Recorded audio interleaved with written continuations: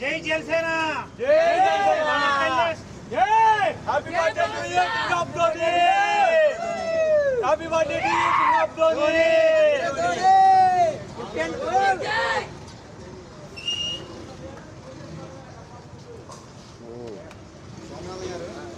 ఏ తాలూకా పిఠాపురం తాలూకా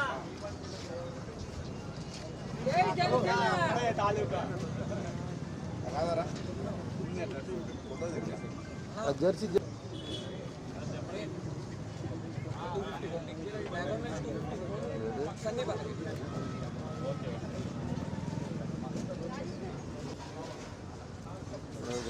happy birthday Dhoni జై Janasena Pawan star Pawan Kalyan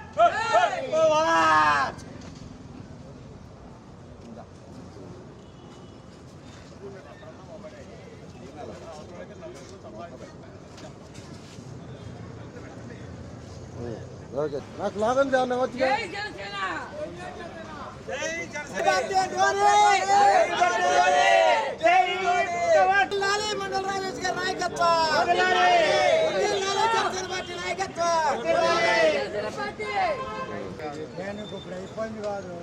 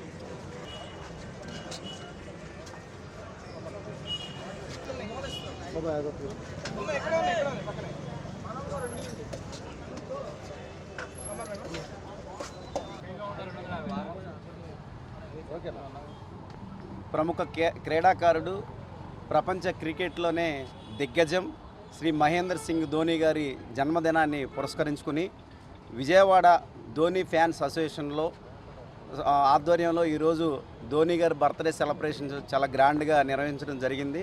అంతేకాకుండా 1000 మందికి పైచీలుగా ఇక్కడ అన్నదాన కార్యక్రమాన్ని ధోని ఫ్యాన్స్ చేయడం చాలా సంతోషకరమైన విషయం. ఎందుకంటే యావత్ ప్రపంచంలోనే మహేందర్ సింగ్ ధోని గారు అంటే మనందరికీ తెలిసిన విషయమే. అంతేకాకుండా ప్రతి ఒక్క క్రీడాకారుడు కానీ మన యువత కూడా ధోని గారిని స్ఫూర్తిగా తీసుకోవాల్సిన అవసరం ఎంతైనా ఉంది. ఎందుకంటే 1981లో జూలై 7వ తారీఖున జార్ఖండ్లో ఆయన జన్మించి ఈరోజు ప్రపంచంలోనే అత్యుత్తమ క్రీడాకారుడిగా ఎదగటం మనందరికీ భారతీయుడిగా మనకి గర్వకారణం.